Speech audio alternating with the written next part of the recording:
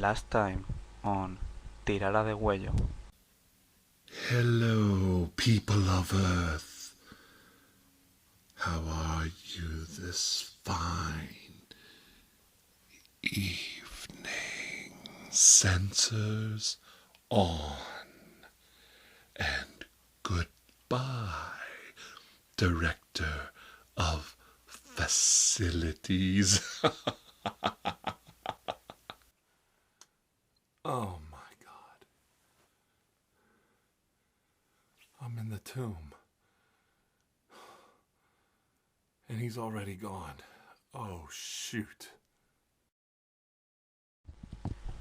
And now, the Rapture continues on Tirada de Huello.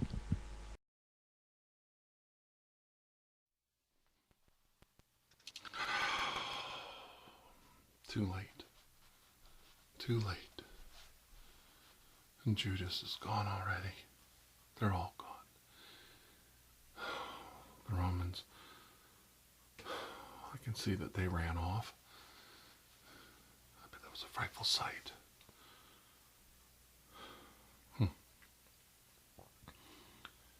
Mary will be here soon. I have to be prepared. I have to get out of here before then. But here I am.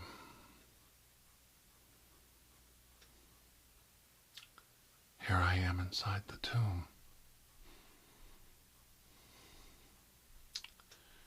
The tomb that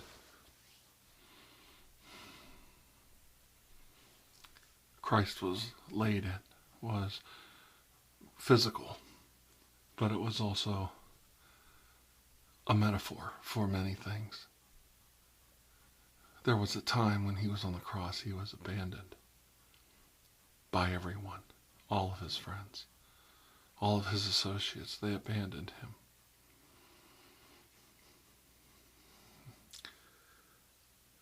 This is a session I'd like to tape for my future friends and family in case something goes wrong. I want to have it on record that I did the best I could.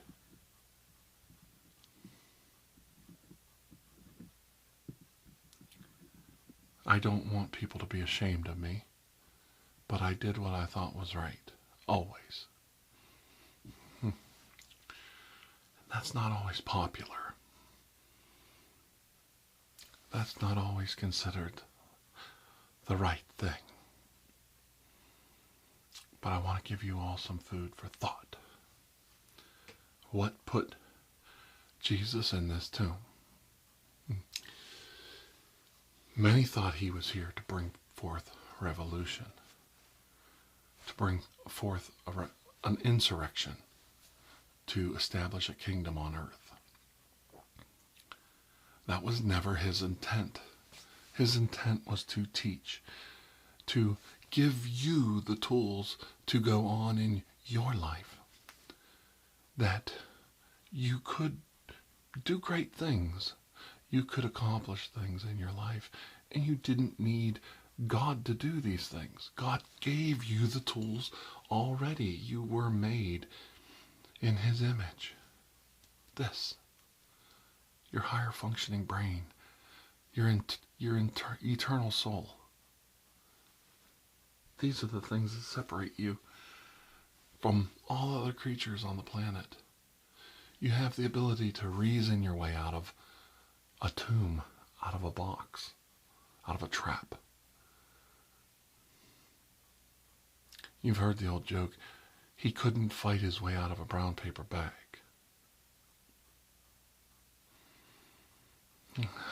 I feel that way sometimes. I get fed up with it. A very close friend asked me.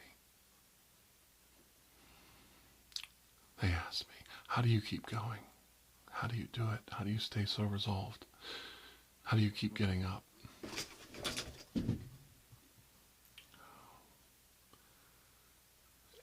I had to be honest, I don't. I can't keep getting up. I've had enough. the more I've done to safeguard my position, it's made me notorious. It's made me more famous. It's brought attention to me. I've drawn attention to myself to become who I am. And I can't escape it. And I can't escape the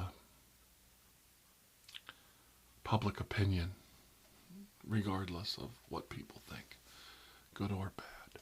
I can't stop the dialogue, the pros and cons. I've mentioned many times in past videos that they've got us right where they want us. They want to control the conversation. They want to control us. They want us to fight. They don't want us to be sheep, because the last 100 to 1,000 years of human history tells, no matter what the government or your overseers do to put you under their thumb, they can't control you like sheep. So the new modern man, the new world order that you're falling under, has a plan. And this plan is not to control you at all. They don't want you dead. They don't want you in internment camps. None of that works. They want you to fight. They want you to fight with each other. Now think. Open up your eyes and think for a moment. Things are said about me from people who were supposed to be my friends. That's fine. That's their opinion. And I'll live with it. I'll live with the repercussions of my own actions. I'm not an innocent person. None of us are. We've all done things we're ashamed of. But in some cases, we've done things that we're proud of. I'm very proud.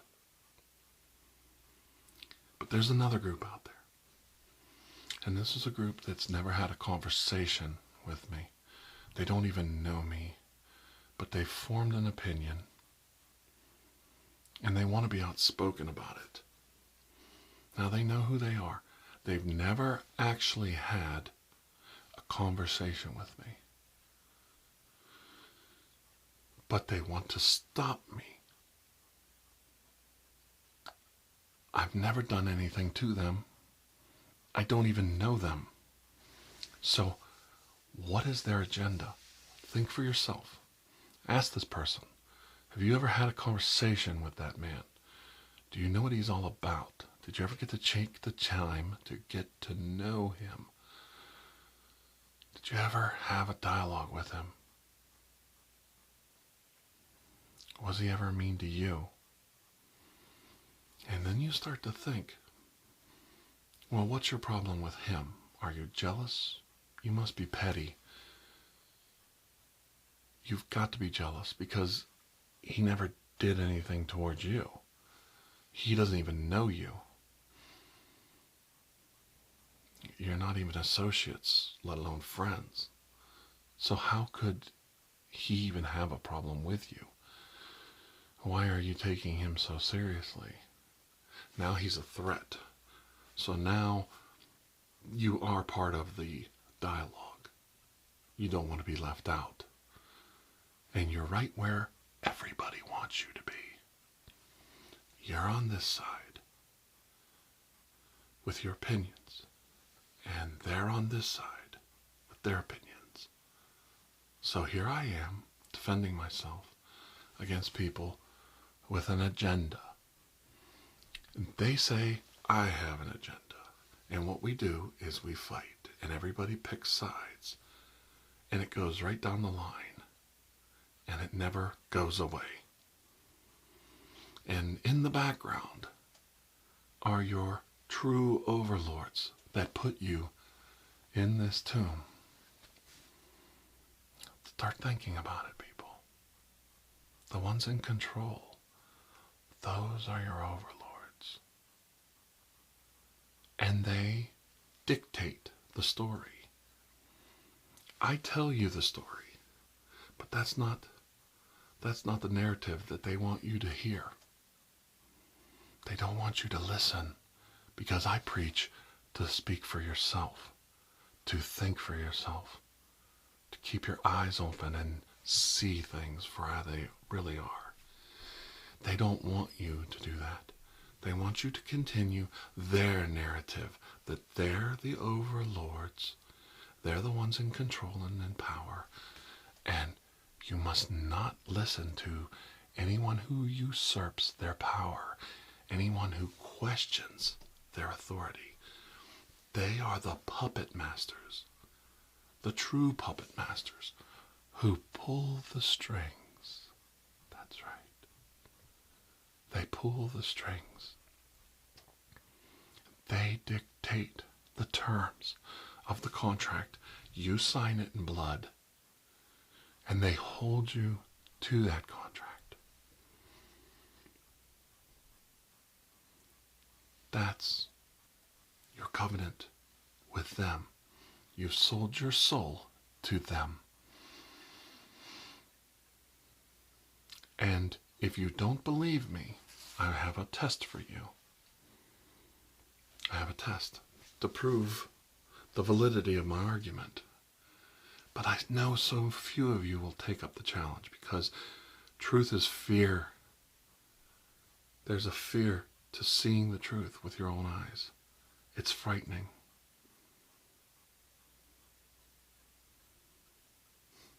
It is. It is. When I realize a truth, I'm not relieved. The stress doesn't go away. I actually am, I am afraid. Because I've just realized I'm done. I've got myself in a pickle and there's no way out. The enemies are at the gate. When the enemies are at the gate, you've been surrounded. Your castle has been compromised and you're done. There's no escape. But there is an escape for you, and here's how you figure it out. When you see something that seems odd or out of place, isn't the normal narrative, and including myself, ask. Ask a question.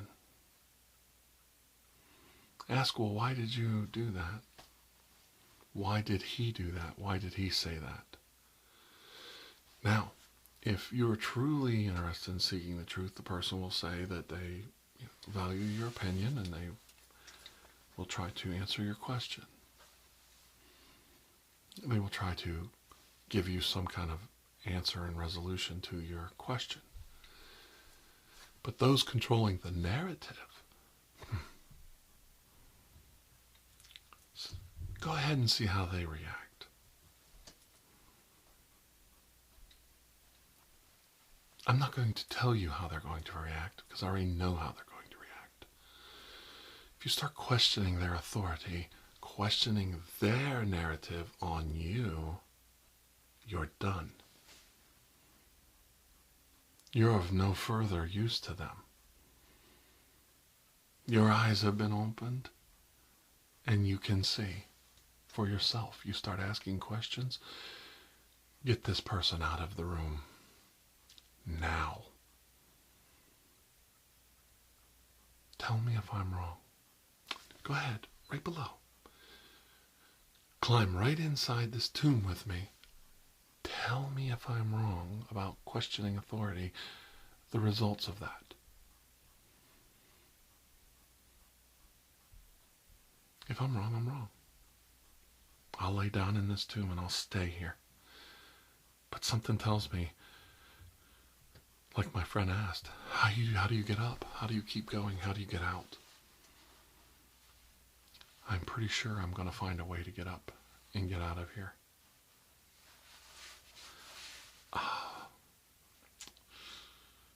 Let me tell you something else too. And this is to the same friend who asked me, how do you keep doing it? How do you keep getting up and going?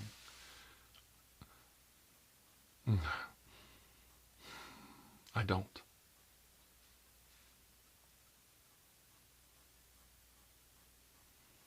I want to quit. I want to give up. I want to lay down on that rock right there. And I want them to close the door over me.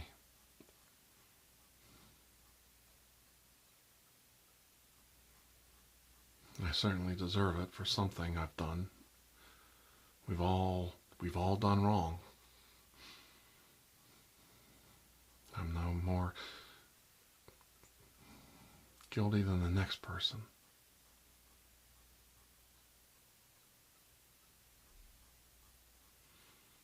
And I know what put me here. I know what put me here. My anger, my frustration,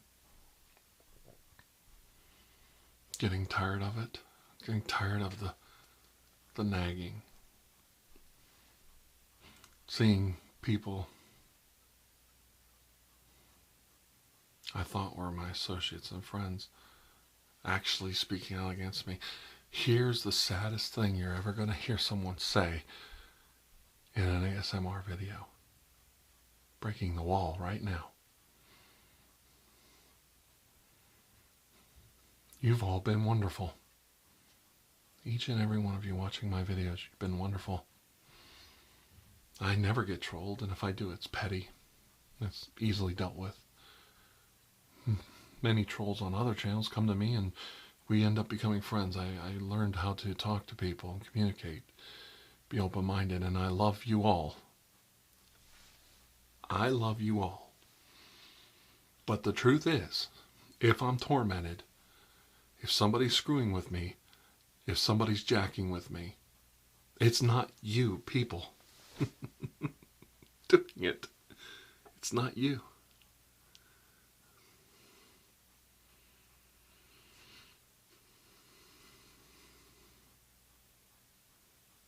The only time I get trolled or picked on or tormented is by other artists.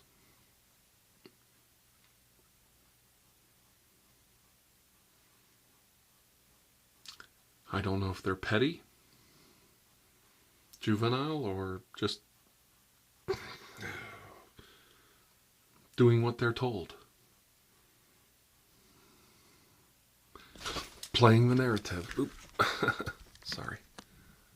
Too much of an angle there. Hold on. Son of a bitch.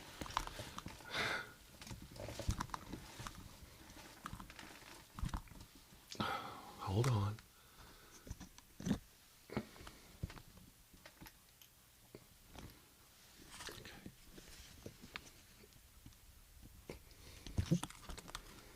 The Lord speaks in mysterious ways.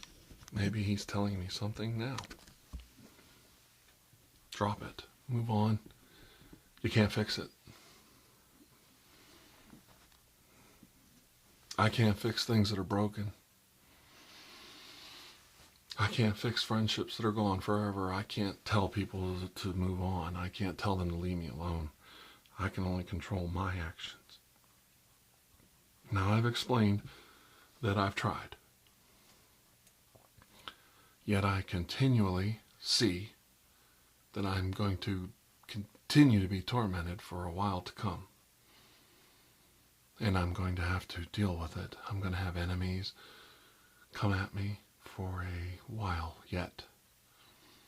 And these people are going to have to learn the easy way or the hard way. And I will put it on record right now that I am not beyond defending myself. Now, listen, because you don't hear everything that you think you hear. I'm willing to defend my position and myself, and I will be left alone. And I will continue for these people. And I won't stop. So you're going to have to figure out if it's worth it.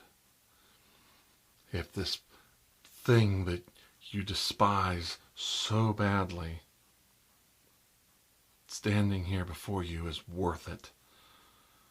Is worth the torment that you undoubtedly will share in if we continue to disrupt each other's channels. I want to be left alone by certain people, and I think they need to do that. I didn't want to speak of this again, but being here in this tomb, the metaphors just want to roll off my tongue.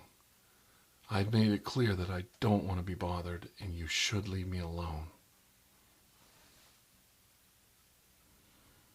No good's going to come of it, and you already know I'm willing. I'm more than willing. And the things people don't see in the shadows, the things that they see that seem to be out of reach, do you think that's a one-way street? Do you really think that I alone am pulling the strings here? That I alone am drawing the narrative?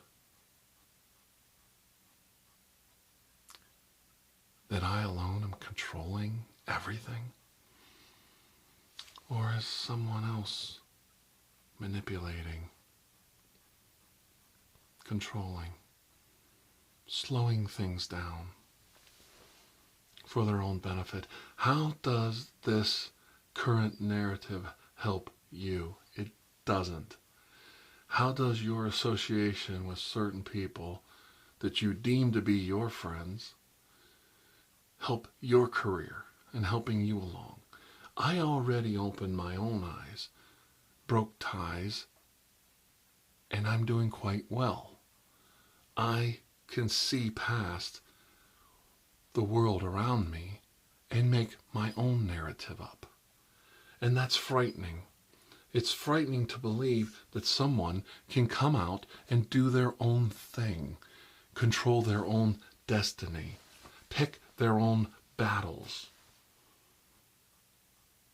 start their own story. It must be tremendously unsettling and frightening to think there's no magic genie waving a wand to get you to the next level, that hard work, dedication, and separating yourself from the negativity out there can achieve goals, achieve success. When in your own mind, you're not as successful as you should be. You can't put your finger on it, so it has to be external. It can't be internal. Now, I'm not talking about one person here. I'm talking about several who are under the assumption that they're not successful because of something someone did. You're not successful because you haven't decided to write your own story, to tell your own narrative. And I keep repeating myself because I want to reinforce this. My viewers do appreciate this. They do appreciate that I reinforce that you can make a difference in your own life. You can get up out of this God-forsaken, cold, stone tomb, and you can go out into the sun, and you can make a difference in your own life. They hear me. I don't preach down to them. I preach up to them.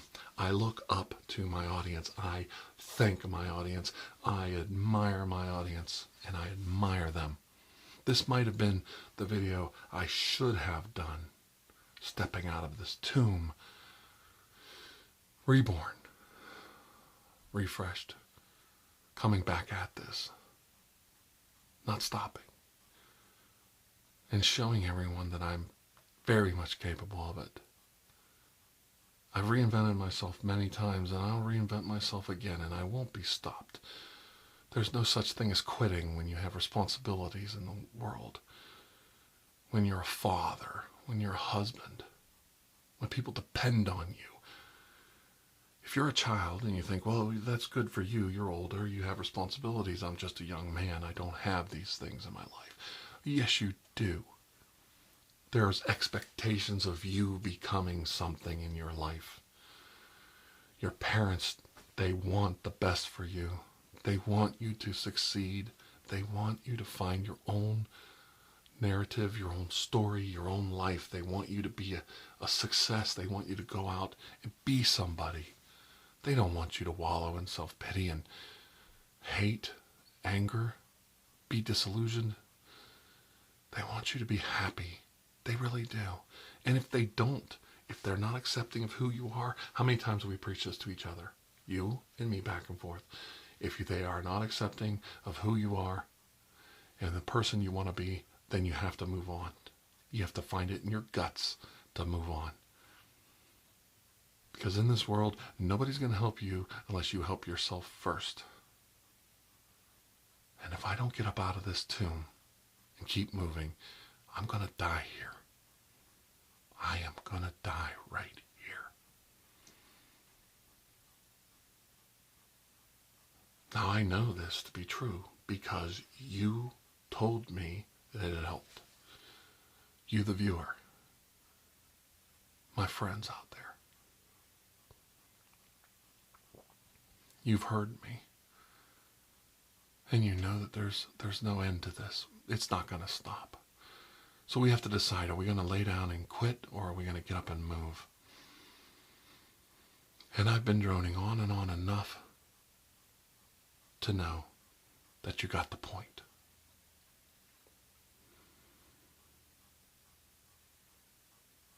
Look around. Listen to your heart. Think with your own mind. Look with your own eyes. And see that things are not as clearly defined around you as you thought they were. It starts with the media and the government. They don't want to control you. They don't want sheep like you think. They want you to fight. And hearing the truth is not palatable. It tastes bitter on your tongue. And within this community, within this media empire that is Google and YouTube, that creates this world that we live in, this fantasy world where people can take you to Jesus' tomb and tell stories of alien invasions and political uprisings and the Illuminati, you must start to think it's no different than the world around you.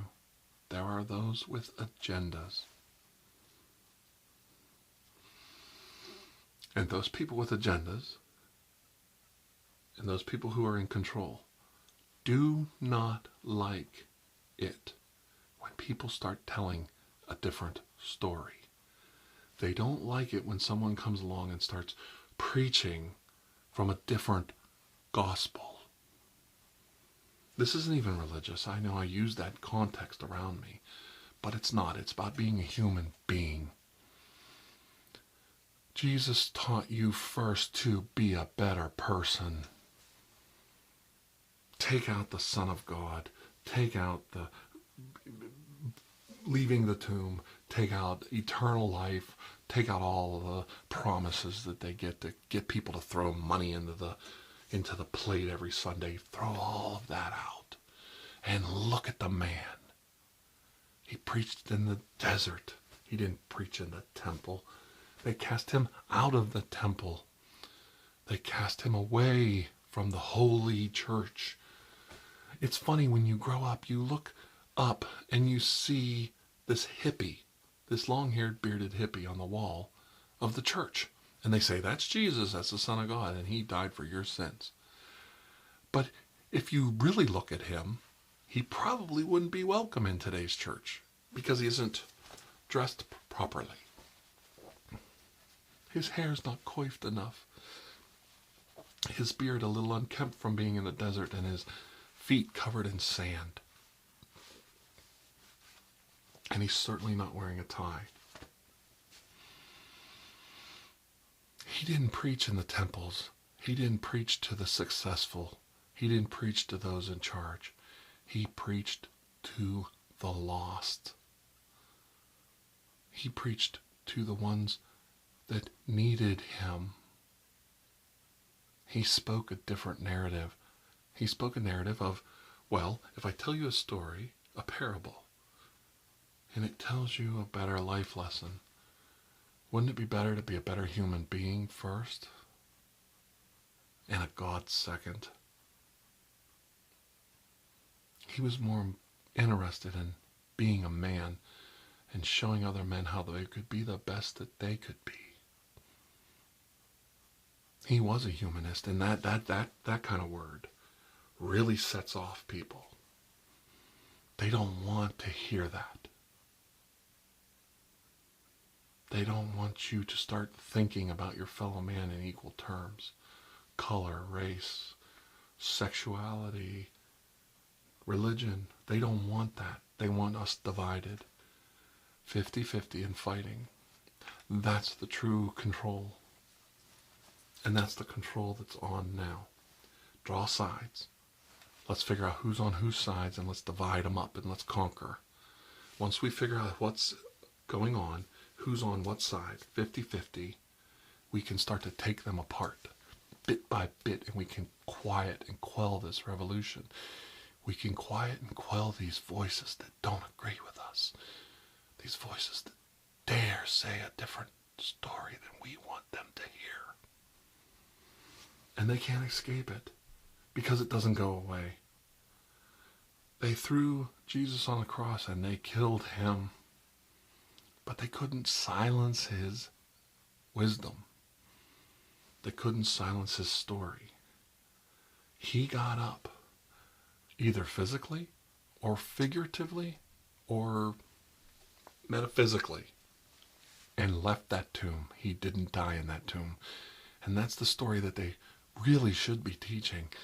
It doesn't matter if he walked out of that tomb and walked up to his disciples and said, look at my hands and look at the wound in my side and look at the cuts on my head. The story they should be telling is that his knowledge, his humanism, his ability to teach you to be a better person, his understanding of the yin and yang of the world, karmic teachings, the golden rule, whatever you want to call it. See, they try to muddle everything. But the truth of the matter is, he spoke to you about being a better person. And if you're a better person, you should, when you're struck, turn the other cheek.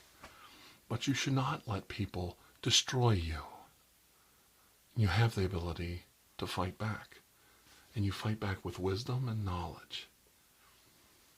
Maybe some of my methods aren't perfect, but I don't think God was a wimp. I don't think Jesus was either. And I'm certainly not a wimp. And I will do what I have to do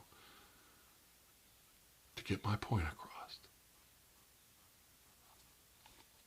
And looking around, it reminds me that Jesus got up and walked out of this tomb. Now, whether he was carried out by robbers or people trying to set the narrative straight, I don't know. He's already gone. Judas is gone. And all I have on me is the technology I brought with me on my person. I don't have my computer, but I have my sensor. I have my probe. I have my light.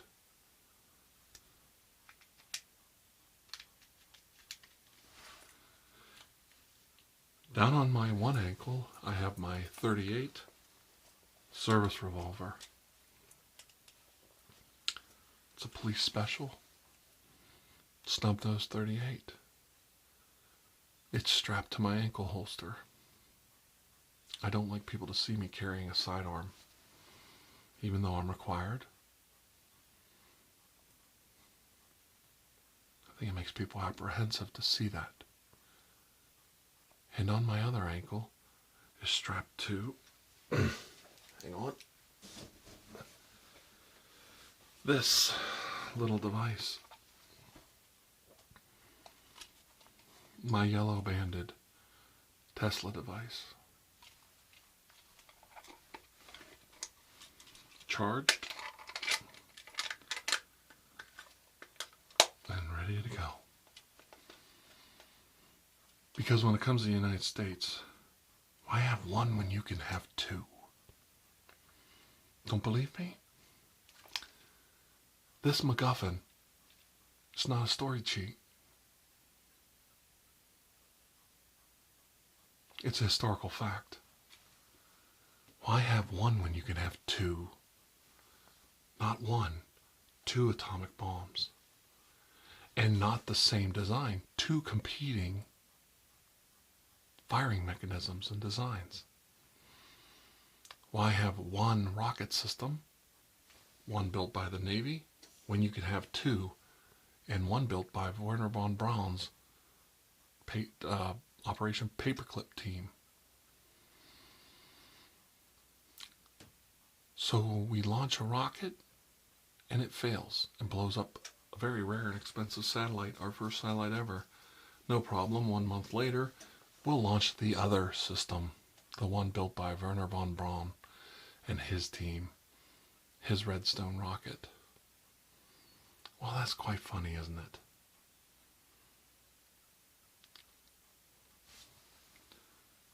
Why have one when you can have two? That's the United States for you. And it's time to get out of here. Are you with me? Okay. All right.